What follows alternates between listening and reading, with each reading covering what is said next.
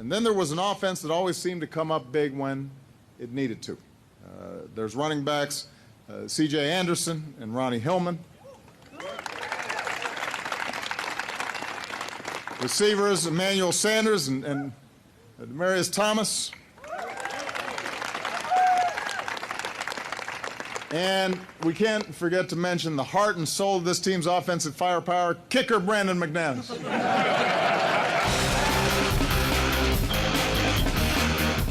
Jersey's own Zach Gelb.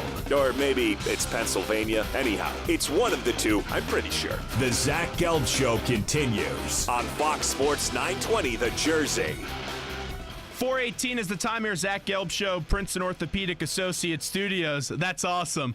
The president, Barack Obama, when they were honoring the Denver Broncos at the White House, talking about my guy, Brandon McManus. I used to interview Brandon when I was a freshman at Temple University, and now the President of the United States is talking about him. That's what happens when you go to Temple University, folks. You could be a Super Bowl champion and have the President of the United States talk about you. Now joining us on the hotline is Brandon McManus himself. B-Mac, what's happening, buddy? What's up, Zach? I didn't know it was going to be that welcoming of an invite to my first time on your station. Well, yeah, it's great to have you back on, and you know I've always been a big fan of you, and I'll say this, it was awesome to see you win the Super Bowl. You know I wanted to see my Patriots win, but to see you go on out there and just go and dominate in the Super Bowl was pretty fun to see in person out there in Santa Clara. Yeah, I think I enjoyed beating your Patriots a little better than actually winning the Super Bowl, but no, it was obviously it was a great game between the Patriots tonight in the AFC Championship, and you know, I don't think anyone else expected anything other than kind of it coming down to the end with both Peyton and Tom Brady, two of the best quarterbacks in NFL history. And obviously we went into the Super Bowl with a lot of confidence, and were able to pull one out and, crown ourselves as Super Bowl champions. Nothing like it when Brady and Manning go on up against each other, and it's a shame that we're not going to be able to see Peyton and Tom ever again because Peyton did retire after just such a tremendous career. But when I played you that Obama clip and you were able to live it in person and you're on the stage and I heard you scream out, yeah, you know, he's a smart man, that president. What was just your reaction? Were you at all shocked when he said your name to everyone listening around the country? I think if you had a chance to watch the video and the cameras kind of caught my face and my reaction when he said it, I was so surprised and shell-shocked, that he said that, and gave him the thumbs up when he turned around and looked at me, and let him know that he was a smart man for kind of noticing the effort that I put in to help win some of the crucial games in the playoffs and help this team win a Super Bowl. Love it. How many times have you played that clip ever since the president said that about you? No, I honestly think that was the first recorded hearing I heard of it. I have a pretty lasting memory of hearing it in person, so I do think your radio station right here was the second time I've ever heard it. Wow, so that's some good stuff. I'm surprised. I would expect your family, when you would come home and visit, just when you walk in, you get a big grand entrance and they play something like that. But how has life changed for you ever since winning the Super Bowl? No, everything's just kind of been at full speed. Just kind of get pulled all over the type of place. Obviously, this is a good time to help spread, my brand. Brandon McManus and the good work that I'm doing with my charity and kind of football camps, and I got award shows kind of coming around. So I'm going to the ESPYs coming up July 13th because our team's nominated for it. So it's kind of a busy time right now, and you can only be the current Super Bowl champion for 1 year unless you win it again. So you kind of have to use everything you can during this time.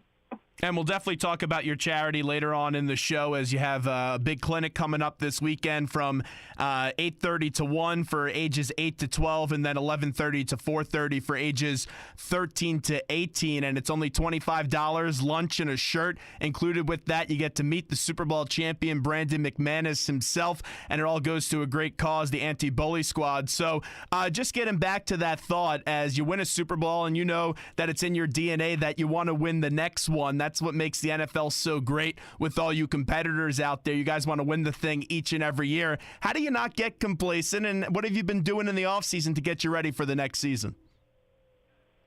Well, I think anytime you kind of win a Super Bowl early in your career, you kind of not expect to do it, but it's definitely there. You definitely want to repeat or do it again. And just look at Dan Marino, he played a tremendous career, had a long career, but he never won a Super Bowl. So you definitely have to kind of take it for granted. It's definitely something that it's definitely hard to get, and so. Obviously, everyone here, we have a good team returning. Obviously, our biggest question mark, as everyone knows, is the quarterback position. But I think our defense and special teams are kind of what carried us last year, and I think it'll be similar to this year. And just a lot of good work, a lot of hard work. We're excited to be under a second year with Gary Kubiak, and my favorite coach of all time already is Wade Phillips. He's definitely a character. As you if you follow him on social media, you can see that. But he's a great person, and I'm excited to kind of be around him more and learn more about his family history and his coaching legacy. Did they get him the right ring? I saw that they misspelled his name on the ring. Yeah, they did. I think I just saw he sent it back in to get a new one. It definitely was pretty funny that he's coached 38 years in the NFL and. He finally won his first Super Bowl, and they got his name wrong. So it was funny enough, but he's enjoying it, and this is a great year for him, and just kind of a showcase of his defensive genius. Where is your ring right now, and how often do you wear it? Like, if you're going out on a Friday night with your wife, are you going out there and wearing the ring?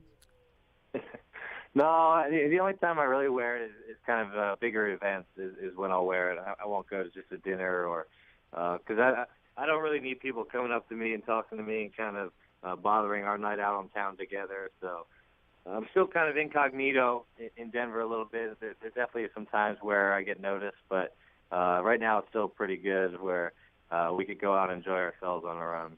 Well, I'll tell you, if you keep on going perfect in the postseason, kicking the ball, and you go 30 of 35 in the regular season, everyone's going to know who you are, and you'll soon be in the Hall of Fame as we're talking to Brandon McManus. By the way, did you at all sense that extra pressure in the postseason, and how are you able to remain so consistent? Because you've always been a big game kicker. I know you for a long time, and you always want that big kick, but 10 for 10 in the postseason, that's remarkable, Brandon.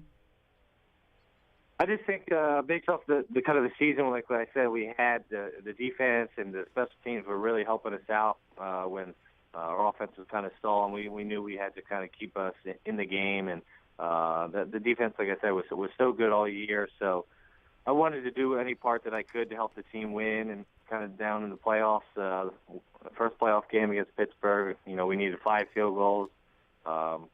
Against the Steelers, we needed 2, and then in the Super Bowl, we needed 3. The Patriots, we needed 2, and in the Super Bowl, we needed 3. So I just wanted to do my part and help this team win, and especially when Peyton kind of came back in the playoffs. We kind of had a feeling this might be his last year, and we wanted to send him off on a good note, a Super Bowl champion to retire on top. So I kind of added a little extra pressure to myself just to perform as best as I can for the next 3 or 4 weeks. Help bring this Super Bowl trophy home to Denver. Were you at all nervous before the Super Bowl? Were there any nerves? There's an interesting thing when you kind of play Super Bowl on the West Coast. It is still sunny when the game kicks off. It was odd. So you don't feel the magnitude or the prime time like the lights are on at that moment. So in the beginning of the game, and I already got a couple kicks under my belt. When halftime came around, when I saw Beyonce performing and Coldplay, I kind of realized the magnitude of the game. I kind of maybe psyched myself out a little bit there, but I was able to get a couple kicks under my belt in the first half, so it kind of was smooth sailing after that. And when I look back on it, I was extremely calm in definitely one of the biggest sporting events in the world. So it's a unique. It's a unique kind of personality trait, I guess, I have, able to kind of remain calm and don't like the game or the size of the game get too big for me. So now Peyton is no longer there, and you guys were able to survive a portion of the season without Peyton, and many people anticipated that Brock was going to come back, but now he's in Houston, so it's down to Paxton Lynch and a guy that we all know here in Philadelphia in Mark Sanchez. I know you've only been able to see a limited amount of them, but how have the QBs been looking? I think it's going to be an exciting year because this is kind of the first time where they're going to have like real competition in training camp, and all three of them with Paxton Lynch, Mark Sanchez, and Trevor Simeon, who's been on the team before, and he kind of probably knows the offense the best. So it'll be interesting. It's definitely one good thing that they'll have in training camp is that they're going up against the best defense in the NFL, and they'll be able to kind of show their leadership and their talent against that defense, and that defense will also expose some of their bad traits. So it'll be exciting to see kind of what it all shakes out to be, and I'm excited to be a teammate with whoever our starting quarterback is, and I'm sure that the coaching staff will get him ready and prepared to help us lead win another championship. And, of course, when we're not talking about you, the two big storylines with the Broncos is one, the quarterback. We just talked about that. But the other one, a teammate of yours in Von Miller, who's on the franchise tag, but he wants a long-term deal. Have you at all talked to Von recently, and do you expect a deal to get done between the Elways and the Broncos and Mr. Von Miller? Yeah, I've been to two events kind of recently with Vaughn and just talking with him casually and stuff. He definitely wants to stay in Denver. He loves Denver. He got drafted here, and he definitely wanted to stay local. And the business is business. It's how the players kind of try to take leverage back from the team. But hopefully something will get done by July 15th here, and that's when they have to get a long-term deal done. And I heard statements about him, possibly, sitting the year out if they don't get a long-term deal done. So I'm hoping that they're able to get something done. And, Vaughn's a great teammate. He's there for his teammates all the time. He always opens up his house after games. Players can come over to his house and have a good time. So he's a great teammate, and I'm hopeful and looking forward to them getting a deal done. We're talking to Brandon McManus, who joins us right now on the Zach Gelb Show, Fox Sports 920 The Jersey. Brandon coming home this weekend for a big clinic and goes to a great cause in the anti-bully squad. We'll talk about it in just a second. But I got to bring up the Temple Owls. 3-game series with Oklahoma, 2024 in Oklahoma. Then the Sooners come to Lincoln Financial Field in 2025, and then the Owls go back out there in 2028. How about that big 3-game series with the Sooners? I think that's just a testament to Temple and kind of their growth and Matt Rule at the head coach helm. And, I love Matt. I was a big supporter for his when he got the head coaching job. And I'm excited that, some of the other country will get to see Temple in the prime time against a good team. So I'm looking forward to it. And, if the schedule works out, maybe I'll be able to catch that game in person. But it just shows how far Temple's come in the past, playing in the MAC with Al Golden, and then getting to the Big East for a year before that kind of crumbled. But we're trying to make our way back into the bigger and higher ranks, and I think Temple has the stamina and the kind of recruits that are coming in to kind of be in it for the long haul and hopefully continue to win and then be on the national scene. Really, the best thing to ever happen to Temple was when Adazio left and they were able to bring in Matt Rule. And I always knew Matt was going to get it done here, but I didn't expect it to be this impressive. You have game day, something that I never thought would ever happen, and they almost beat Notre Dame. They take down Penn State for the first time in 74 years. Tyler Medikevich got accolade after accolade on a national level, and then the recruiting is just improves each and every year. They beat out some guys this year that had interest from LSU and Alabama. As a Temple alum, just like myself, do you all pinch yourself sometimes and say, holy crap, look at this football team that we got? No, I don't think I could be a football alumnus and think that way. I think when I wanted to play there, I always wanted Temple to play in the biggest games possible, showcase some of the talented players on this team and give us a chance to kind of upset some teams that we thought could be we might be better than. So I'm enjoying this. This is kind of where I saw Temple, and I wanted Temple to kind of be when I was there. So I'm excited to continue to watch the growth of Temple. And I know Matt Rule's a Philadelphia guy, and I think he's going to be there for a long time. So I'm excited for him and his family, and just looking forward to Temple continuing to win and get higher and higher and get respected a little more in the national scene.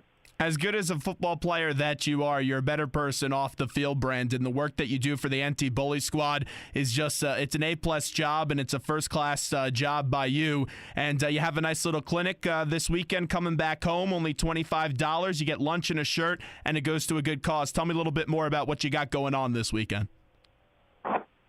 So I would definitely want to get back to my my hometown, North Penn High School is where I went to high school. It's Lansdale, Pennsylvania, so just a suburb of Philadelphia. I have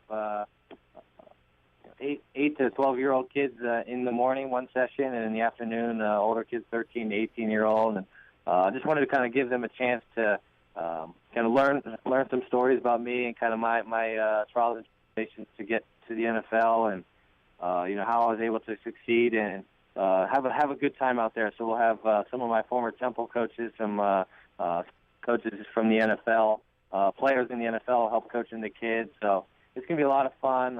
It's going to support my foundation, the Anti-Bully Squad, and help raise awareness for bullying. It's a horrible thing that we see in schools and outside of schools that are kind of leading to some kids committing suicide, and it's just a horrible thing to do. And I definitely want to make a difference in any way I can in that aspect. So this will be a great chance for me to get back to my hometown, and I'm excited to see a lot of the talent that comes out, and I'm excited for them kids to experience kind of what I never had a chance to in my hometown. How'd you find out about this foundation? Like, what sparked your interest to form it? What was that big event that you saw somewhere that said, hey, I need to go do something important and give on back?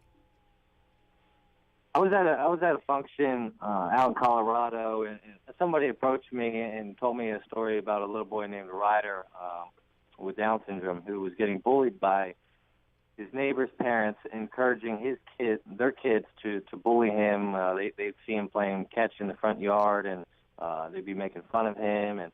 And so he asked me if it was possible for me to go out there and maybe have catch with him. So I went out there. I met Ryder and his family, and played a little football in the front yard. It was snowing out, so it was a good time. We were enjoying the weather. It's true football weather, but I was able to see the smile on his face and his parents' face, and just to see how much uplift that I was able to just provide for 15, 20 minutes just playing football in the front yard with him. And I think it was almost more rewarding to me kind of how happy that I felt just to see how much he's enjoying this. And so I knew I had to kind of do something in that aspect. So I had a friend of mine who was doing a foundation for something else, and we kind of joined teams and created the Anti-Bully Squad to help raise awareness for bullying. And it's been a really good start so far, and I'm excited for the future. And it's just something that gives me a chance to feel good outside of football. I love to help out as much as I can with kids who are struggling. So this gives us another avenue to help communicate to these kids. And before we let you run, if people want to buy a ticket for this weekend, can they only do it at the event, or can they do it online? You can still do it online up until about Saturday night. The camp starts Sunday morning, but Saturday night up until it's at McManusFootballCamp.com. You can sign up online there. It's like you said, it's $25. That's just basically to help us raise a little more money for the camp, and you get lunch, you get a T-shirt, you get an autographed picture from me. And it'll be an awesome experience for the kids, and I'm looking forward to it. Well, I appreciate you coming on today. It's always fun to talk to you, and I'll say this. I'm going to be away this weekend, but I'll go on after the show, and I'll buy a $25 ticket and give to what's a great cause, because you're doing some exceptional work. Thanks so much for coming on today, Brandon. Thanks, Zach. It's always coming on your show. Bye. Thanks so much. There's Brandon McManus joining us. Fox Sports 920, the Jersey. 609-919-9200 is the number. And hey, even if you can't go to the clinic, and obviously it's past my time in the age limit from 8 to 18, going out there and buy a ticket and help B-Mac out. He's such a good guy. I remember him when I was a freshman at Temple and always came down to the WHIP studios at the time to do interviews. And I knew the minute when he graduated from Temple that he was going to be a stud in the league. And I was telling all my friends about it when we do those fantasy football drafts. Yeah, in a few years, you're all going to be drafting Brandon McManus. And that's the guy that you're going to be getting. He's the future of kicking in the National Football League. The next, Stephen Gostkowski, Adam Vinatieri. This guy has such a legitimate leg. He's so accurate, and he did struggle early on in his NFL career, but the year he had last year bouncing back, 10 of 10 in the postseason, and then 30 of 35 in the regular season. And his leg is just booming. It really is. As DJ Khaled would say, booming. That's his leg. The guy could kick some long field goals. I remember I went to a game. It was when he was at the Colts learning under Vinatieri in the preseason up against the Giants. And he was kicking in warm-ups 70 yards out. There was some story written about him that he's kicked a 75-yard field goal in practice. So there's a big-time future in Brandon McManus. And incredible event this weekend. Ages 8 to 12 from 8:30 to 1, and ages 13 to 18 from 11:30 to 4:30. BMAC coming on home, only $25. Gets you a lunch, a T-shirt, but most importantly, you learn from BMAC and all the guys that are going on out there and supporting him from the NFL and college, and you support the anti-bully squad. So that's why you got to love Temple guys. He's Temple made. He's Temple proud. Always rocking and supporting Temple. Anytime I go on out there, and I love the Owls, but if I think they're going to lose, he puts me on blast on Twitter. And I get all these whack jobs from all over the country. If they're in Denver or Philadelphia or anywhere saying, "Hey, Gelb, what are you doing? Picking against your Owls." And then the Owls usually win, or last year they did a lot. So, last year I picked Temple to win a lot, but there was a few games where I didn't pick them to win, and I heard from it from the Cherry and White faithful. I cannot wait for Saturday football to be back in Philly, because last year the link was bumping. It was tremendous. When I would go cover games as a freshman and I did the games, really, you would see no one in the stadium. It would be my guy Steve Conjar in the parking lot with Bobby Hirschman. Be like 2, 3, 4, 5, 6, 7 guys in the parking lot. And then last year, they sold out that building twice and got College game day to Philadelphia. That was the most raucous atmosphere in the link all year. Heck, it was the most raucous atmosphere at the link ever since the Eagles lost the playoff games to the New Orleans Saints.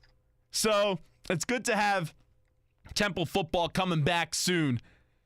And I can't wait for it, because the job Matt Rule is doing at Temple, it's one of the best jobs in the country, what he's doing right now.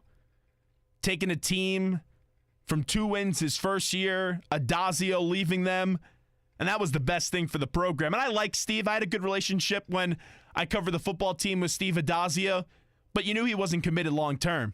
And Matt could have left for a better job this year. He was a hot commodity, but he elected to stay because he's a loyal guy. We'll see how long he stays at Temple. I hope it's for a long time. When they get that new stadium there, I hope he's opening up the stadium along with the athletic director and Dr. Patrick Kraft. And heck, I'd be surprised if he's still here for the Oklahoma series in 2024. But wouldn't it be great to still have Matt there? He's a happy guy coaching the Owls. So always fun to talk to BMAC, Brandon McManus. Zach Gelb Show, Fox Sports 920, the Jersey, 609-919-9200 is the number if you want to call and hang with us. We got to take a quick break. We'll get more on the Mets, the Phillies, the Yankees at Indians tonight. Nationals at the Mets. Phillies in Colorado. We'll talk all about that and a big UFC story coming up next. Zach Gelb Show, Fox Sports, 920 AM or 920thejersey.com. Don't go anywhere. We'll be right back.